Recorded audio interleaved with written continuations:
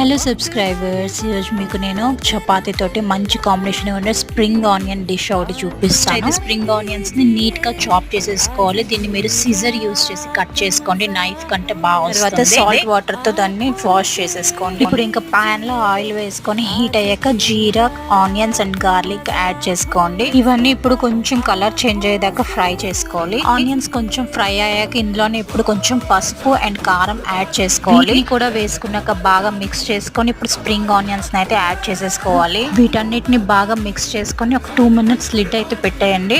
2 minutes అయితే మనకి ఇలా ఫ్రై అయిపోతుంది. సో ఇప్పుడు ఇందులో సాల్ట్ యాడ్ చేసేసి సాల్ట్ వేసుకొని బాగా మిక్స్ చేసుకున్నాక లిడ్ పెట్టేసి ఇంకో 2 minutes కుక్ అవ్వనివ్వండి. చూసారు కదా, ఇందులో ఉన్న వాటర్ అంతా ఇవాపరేట్ అయిపోతుంది. ఈ టైంలో మీరు 1/2 cup వరకు బేసన్ వేసుకోవాలి. బాగా మిక్స్ చేసుకోవాలి అంటిల్ అన్లెస్ దాని స్టిక్కినెస్ పోయే వరకు. ఇది ప్యాన్ కి స్టిక్ అవ్వకుండా ఇలా సెపరేట్ గా కనిపిస్తే కర్రీ రెడీ అయిపోయినట్టే. చపాతీలో ట్రై చేసే